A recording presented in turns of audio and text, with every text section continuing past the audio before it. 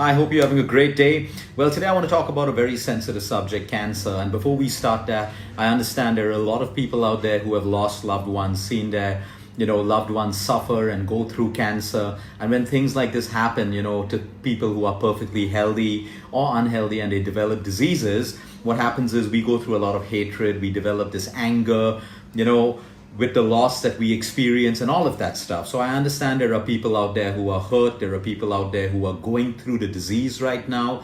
A lot of people who have lived healthy lives get struck by cancer and they wonder, why me? Why has it happened to me? I've eaten healthy throughout my life. I've exercised. I sleep well at night. So I understand, and I just wanted to, point out that I'm aware that there are people out there, but now we're aware about that. What do we do moving forward?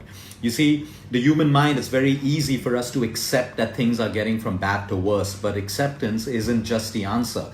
Like, when I ask people about stress, they say, but Luke, everyone has stress. So yes, everyone may have stress, but what are you doing about it? Today, I want to talk about the most frequently asked questions that I posted on Facebook. When we look at data for over thousands of patients over the years, we work with oncologists, doctors across the world, and we're trying to make sense of this disease. I have nothing to sell you. There is no magic food. There is no magic superfood that will take away your cancer. There is no magic exercise program that will take away your cancer. There is no magic formula. There is no magic medication. We know chemo, we know radiation. Some people come out of cancers beautifully. They're in remission with conventional treatments, with lifestyle changes. We're yet to point or put a finger on what is that magic formula that can take cancer away. So there's nothing to sell you. There are no special drugs that work for you alone. It all comes down to your lifestyle. But number one, the first question is, why are so many people getting cancer? Okay, what's changed? When you see something happening in your life, like you constantly start getting sick more often, you start looking rather than just taking medication. You take your medication if you need it, but you want to get to the root cause and see why you constantly getting sick. Are you sleeping less? Is your food habits out of place? Is your lifestyle more sedentary? Do you have more stress in your life? There is always a trigger that you can, put a finger on. And then when you address the root cause of the problem, you stop falling sick as often as you would do.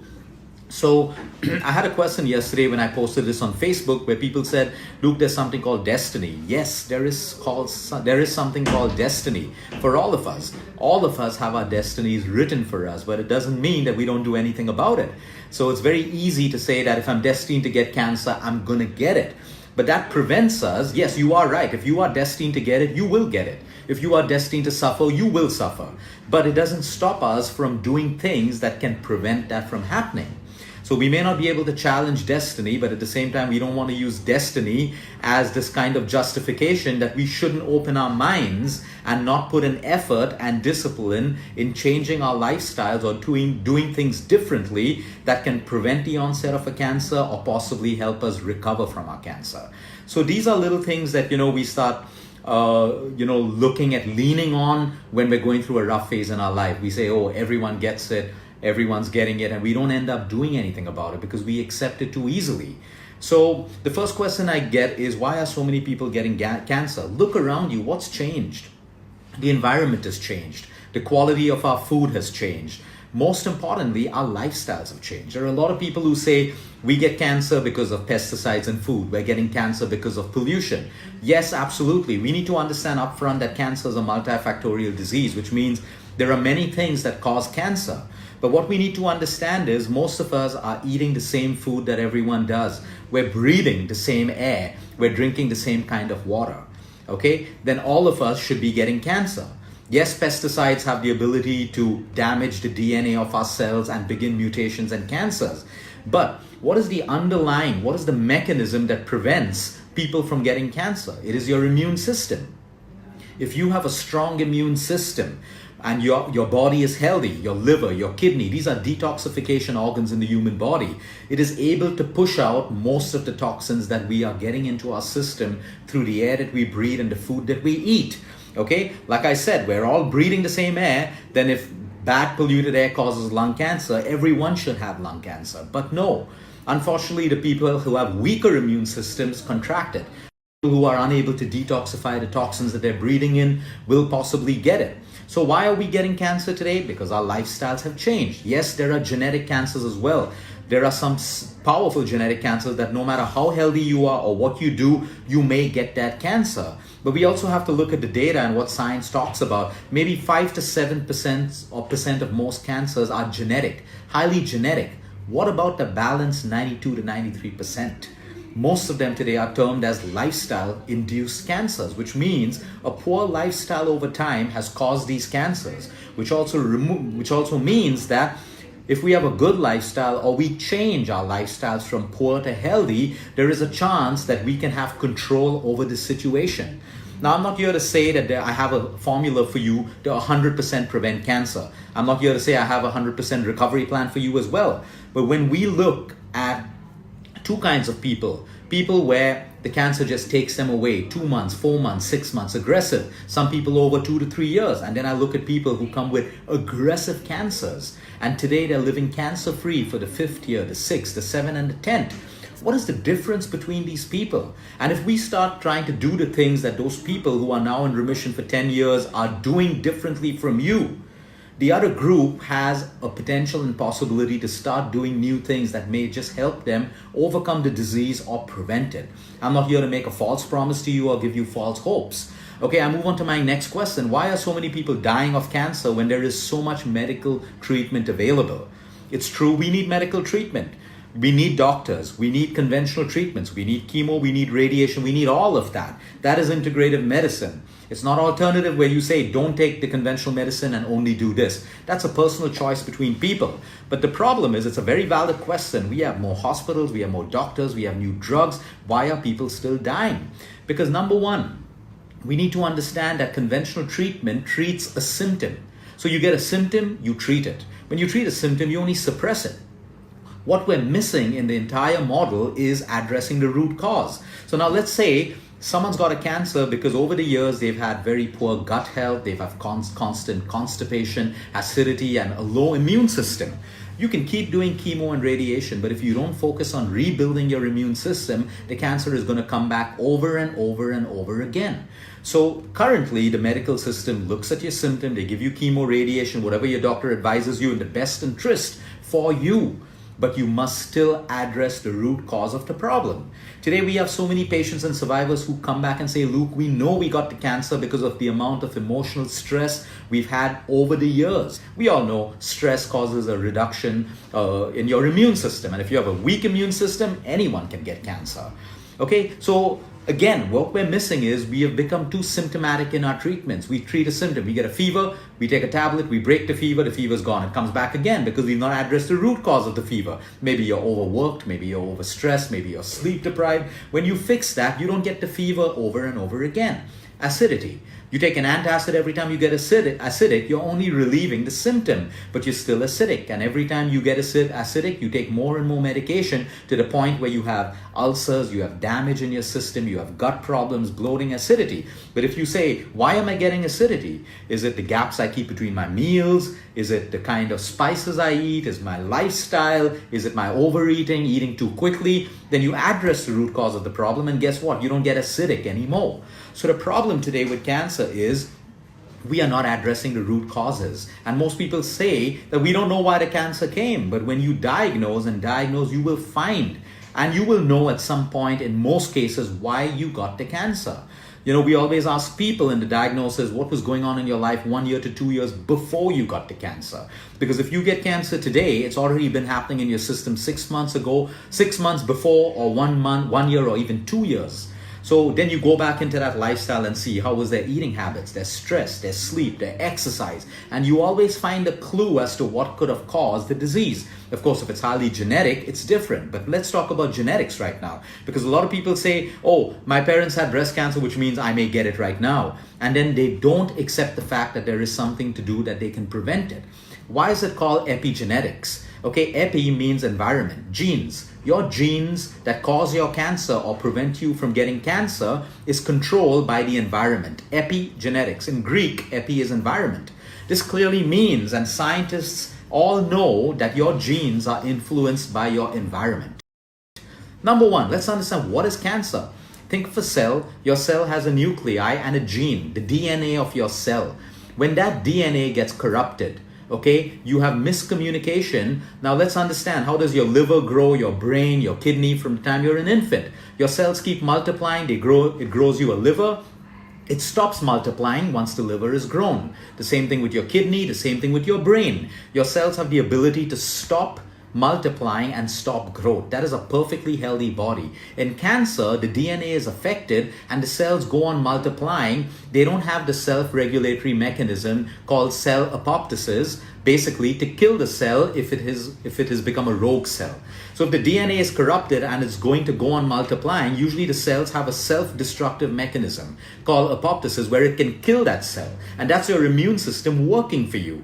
But now your DNA is compromised, the signaling is misfired, so the cells start multiplying and multiplying. Now these cells are very clever. They start communicating with the healthy cells, robbing nutrition from the healthy cells, making their own pathways, forming new blood vessels to rob nutrition from the healthy cells. This is why cancer patients start losing weight. They start getting really thin because your cancer cells are feeding on your healthy cells to grow and get energy to stay alive. So these cells with corrupted DNA are very, very clever, and they have escaped the clutches of your immune system. Now, in a perfectly functioning body, your immune system is designed. You have N killer cells, you have T cells, you have your lymphocytes, you have your neutrophils, you have your white blood cells. These are designed to identify misbehaving cells, rogue cells, cells where there are a problem, cells which are multiplying rapidly, and go and kill them. That's a perfectly working immune system. So right then, when you understand this, you understand that cancer is and has everything to do with your immune system. So you can take all the fancy treatments in the world, but side by side, if you are not building your immune system, the cancer is going to come back over and over again, or it is eventually going to consume you. Which brings me to the next question. I've done my treatment. My doctors say I'm in remission. Go live your life. I go and live my life, but a few months later, the cancer's come back, spread all over, or it's come back in the primary area. Why has this happened? You've done chemo, you listened to your doctor, you did radiation, your doctor did everything right for you. But if you didn't change your lifestyle, or you still haven't addressed the root cause of your problem, the cancer's going to come back over and over again. So for example, if your nutrition's been poor, and because of poor nutrition, you have a lot of inflammation in your body and a weak immune system, the chemo will poison the cancer out of you. The radiation will burn the cancer out of you. Surgery will cut out the area that has cancer. But once that's done, you still have the root cause of the problem, which is caused by your poor nutrition or your lifestyle. You're just feeding the body and the cancer comes back again. So we need to understand that most cancers come back. Sometimes it's highly genetic, like I said, the cells are very aggressive, but they mainly come back, and we've seen this in the patients who do not change their lifestyles or who do not address their root causes. Yes, you must have faith in your doctors and do all of that stuff, but it is your responsibility to understand, why did I get the cancer in the first place? You need to find out what you need to change in your lifestyle that made you sick. You see, cancer is not a sickness. Okay, cancer is a symptom of a sick body. You first get sick and then you get cancer. So you could be emotionally sick and then you get the cancer. You could be physically sick and then you get the cancer. You could be mentally sick and then you get the cancer. So cancer is not a sickness. You are sick first and then you have cancer. So we need to understand that the root causes are so important for you to find out. And most people on their own find out eventually what the root causes of their cancers are, and then you address the root causes of your cancer. The second thing why cancers mainly come back, besides its genetic structure and lifestyle changes, we need to understand that chemo and radiation are very aggressive treatments. You need it, your doctor's given it to you, you take it. We need to understand that chemo and radiation also destroys your immune system. So if you are that kind of person who is only taking chemo and radiation without building your immune system parallelly, so for example, when you go through one cycle of chemo, it is wiping out almost every vitamin, mineral, class A protein from your system. If you are not putting this back in your system through your dietary habits and through your lifestyle and the food that you eat, guess what? The chemo, in its honest attempt to kill the cancer, is also killing your immune system, which means now you have the potential possibility of the cancer actually spreading. So the chemo may have broken down the tumor, the radiation may have broken down the tumor, but we need to understand The tumor is not the main issue. Every tumor has a cancer stem cell. You need to get the stem cell. You may break down the tumor and show the patient you're in remission, but if you've not got the stem cell, guess what? That stem cell is going to grow into another cancer in another part of your body at some given point. So what can you do? That was the next question. Chemo and radiation is deadly. Should we do it? Will it make the disease different? You got to listen to your doctor. You got to make a decision with your family and do it. Yes, it's an aggressive treatment, but we've seen so many people who have done the most aggressive chemo and radiation change their lifestyles while they're doing it. They change their lifestyles, which means they're helping their body build the immune system. They are helping their body reduce inflammation caused by the chemotherapy. So they come out way better with fewer side effects or no side effects, and their own immune system is helping them prevent the onset of a cancer reoccurrence happening. So it all comes to that. And there are people who go and throw their lives and their responsibility of their health into the doctor's hands and say, fix me. The doctors do what they're supposed to do. Give them the treatment, they get the treatment and they believe they're fine, but they've not made any attempt or put in any effort to change or address the root cause of why they got the cancer in the first place. And that's why the cancer keeps coming back over and over again. The next question that I got is, can cancer be prevented? If yes, what can I do? Of course it can. Like I said, there is destiny and there's genetics. If it's beyond your control, it is going to happen to you. But what about all the cancers that are being caused because of poor lifestyle over the years? That is preventable by you, by respecting your lifestyle, by making it doesn't have to be extreme, it doesn't have to be difficult, by making sure that you're feeding your cells the right nutrition so your cells have the right energy, your immune system is strong enough to protect you. Yes, cancer can be prevented in most cases. If you're not sedentary, we know most lymphatic-based cancers like lymphomas and all of that stuff, which are cancers of the lymphatic system. You have a sedentary lifestyle, you are creating a toxic lymphatic system. You have toxins in your body, you have a poorly working lymphatic system, it is bound to become a cancer. So you need activity, you need exercise. Sleep, we all know today there is medical data and scientific data which has linked sleep deprivation with cancer.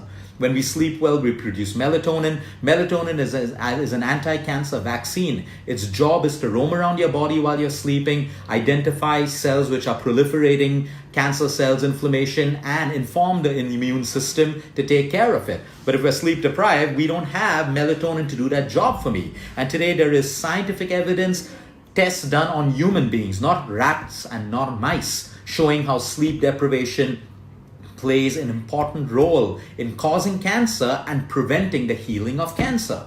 So you look, these are so many things that don't cost you money. Now the question is, I understand it's a complicated disease that comes with fear and hatred and all of that stuff, but don't miss simplicity. Just because it's a complicated disease, sometimes the most complicated problems in life are sorted with the simplest of solutions. The simplest of solutions. But our mindset is more complicated means we need more complicated ways to solve the problem. And that is untrue. The more complicated the disease, the more simple is the solution path. And that's what we need to aim for, simplicity. So yes, most cancers can be prevented. We cannot change the air that we breathe. We cannot change the complete quality of our food and our water. So what can we do? Build a strong immune system. So I'm not going to talk about the immune system today and how to build it strong. That's a whole separate video which we'll do later. But there are loads of videos on YouTube already telling you how to do that. I'm just trying to show you and answer your question that yes, most cancers can be prevented. Even genetic cancers today, there's interesting scientific research that if environment controls our genes, external environment and internal environment, our own internal environment can switch on genes and switch off genes. And so can the external environment. What is the internal environment? Your emotions, your stress, your sleep, your food, your exercise. This creates the internal environment. The external environment is your weather, the air that you breathe, and all of that stuff. So what we need to understand that if genes are controlled by environment, what happens if we can control the internal environment and external environment of our body? We may even have the possibilities of preventing, I'm not here to give you false hope, may have the possibility of changing genetic cancers as well. So like I said, if this makes sense to you, We need to do it, but it's so easy to do that most people don't do it because most people only want to pay for complication. Most people only want to do difficult things. People don't understand. Like, I've had so many patients who have come to me with such complicated problems, and after diagnosis, I only know the one thing that they need to do is sleep better and all their problems will be solved. The patients are not happy because they want a more complicated answer. They want a pill, they want vitamins, they want minerals, they want detoxes. But in my heart, I know that if they sleep well, because they're sleeping 2 hours a night, okay, which means detoxification is not happening. If they only sleep, all their problems go. So these are mindsets where we constantly look for complication. It is so important to understand that when you have a cancer or disease or anything, we are forgetting that we have an intelligence in our system which is designed to prevent diseases. And when we get diseases, it is designed to help us heal and recover. But we don't look at that intelligence because we're too busy looking at complication around us.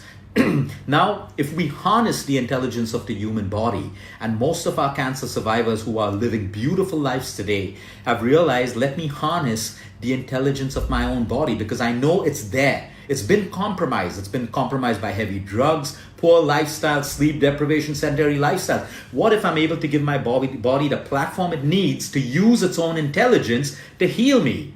Then that's how we hear stories of so many people who were given 2 weeks left to live, who are now living 5 years to 10 years.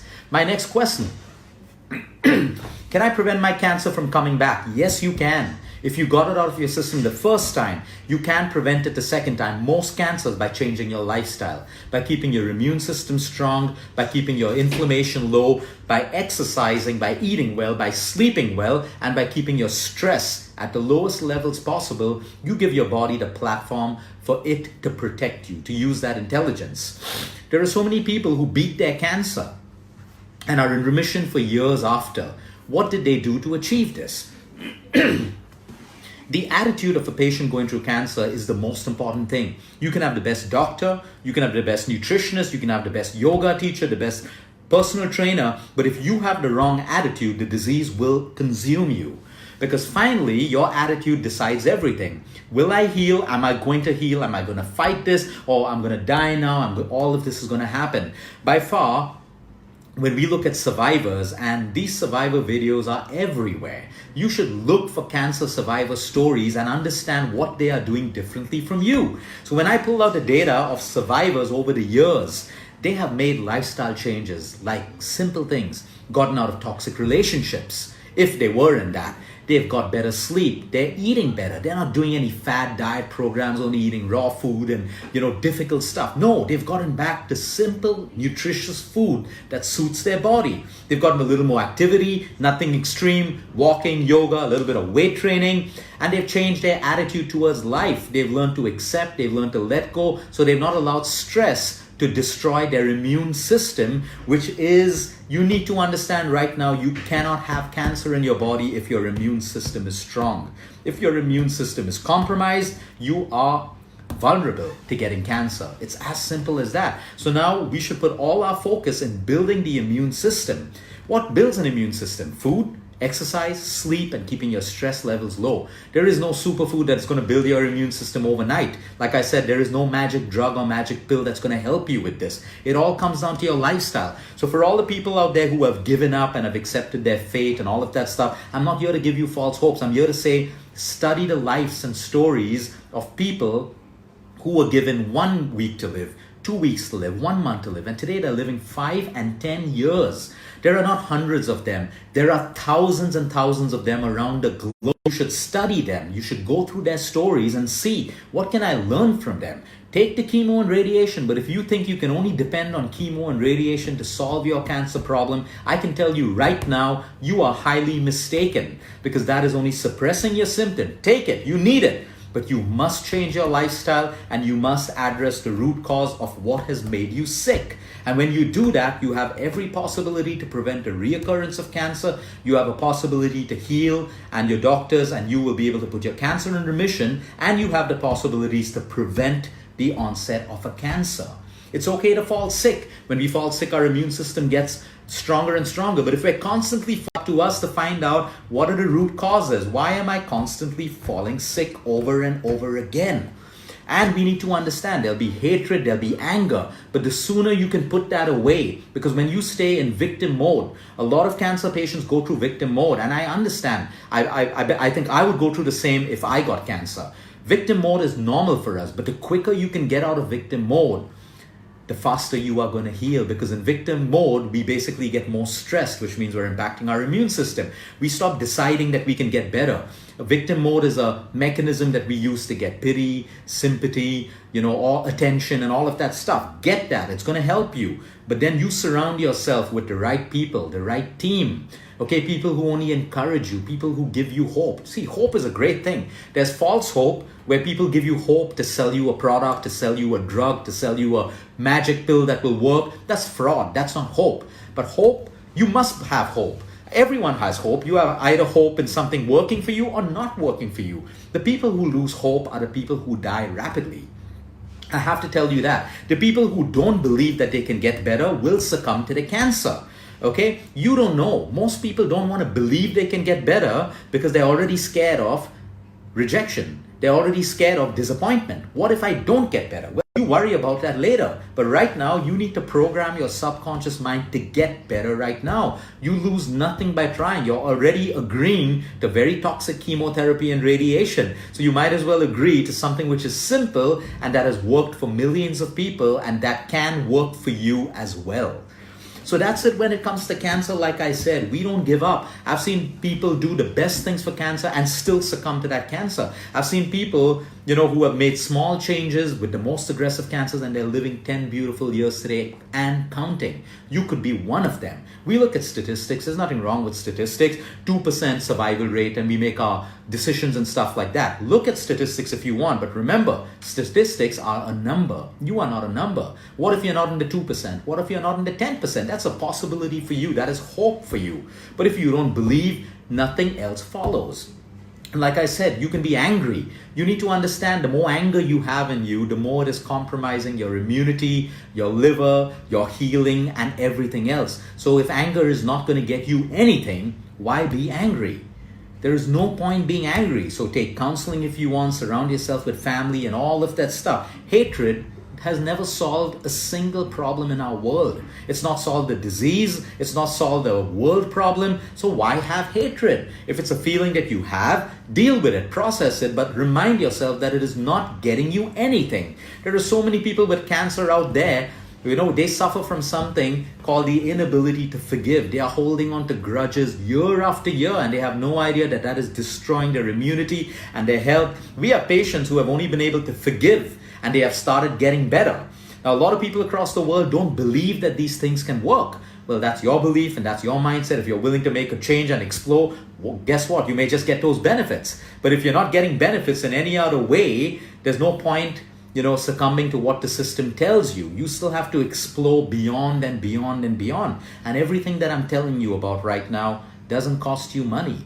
It doesn't cost you money to make better decisions about your food. It doesn't cost you money to start exercising and moving your body. It doesn't cost you money to sleep better. It doesn't cost you money to start working with your stress levels. But like I said, everything that is free is taken for granted. And today most people have to do only these 4 things. And you need to understand that I've done a video on this, things like chronic constipation, chronic acidity, sedentary lifestyles, sleep deprivation, and deeply rooted emotional stress has every connection with the onset of cancers. Now, you can choose to believe it. You can choose to hide behind science and medical research. That's your choice. That's your choice. You can do or you cannot do. By challenging, you get nothing. By doing, you get everything. If it makes sense to you, do it. Doesn't make sense to you, don't do it. Keep it simple. Keep your attitude in place. Don't challenge because you want attention. If it doesn't make sense to you, don't do it. It's as simple as that. No one's selling you a product. No one's selling you anything. It is up to you to open your mind. Today, why is our world getting sicker? Because our minds have become smaller and smaller, shrunk by an overload of information on social media, shrunk by people comparing their lives. Why do we have more stress in a more comfortable world? We have so many more comforts, but yes, we have so much more stress because people are disconnected from their souls. They're disconnected from their selves. Disconnection caused by mindless entertainment, social media, all of that stuff. absorb entertainment, absorb social media, but stay connected. So people's minds have become so small and shallow that people want to know what is the scientific research behind drinking a glass of lemon water. Okay, because their minds are controlled. They're like puppets. Use your common sense. You live in a country where lemon water is part of a daily drink in your thing. If it suits you, have it. But today people are, oh, where's the science? I want to see the research behind a lemon. I want to see a research behind yoga, and only then will I do yoga. You're the loser. It's as simple as that. Your mind has become so shallow that it cannot think and use intuition and common sense on its own. So you hide behind science and research. There's nothing wrong with science and research. Science and research protects us. It protects us from bad stuff, products which are not good, theories which don't work and stuff like that. But remember, you come from a country which has a rich heritage of medicine, Ayurveda, yoga, simple living, eating your meals on time, before sunset, all of these things. As you come back to this, you will find your life change. Because you need to understand right now, we didn't have cancer like this 15 to 20 to 30 years ago, where people had simpler lives and did simple things with no superfoods, no protein shakes and all that crap. Today we have all of that, and we have sicker people, we have cancer rapidly growing, and we have unhappy and unfulfilled people. The decision is up to you. You decide whether you're going to heal, you decide whether you're going to die, you decide whether you are going to. And over and above that, that's destiny. But don't use destiny as an excuse, because you don't know right now what's written for you. So you don't want to take a chance and just take the easy way out. Oh, it's my destiny to suffer, let me suffer. It's my destiny to get cancer, let me get cancer. No, you have something called common sense, grit, determination. You use it to be a better person. You use it to enable your compromised body to work for you and heal you. Have a great day, everyone. Until next time, eat smart, move more, sleep right, and breathe deep.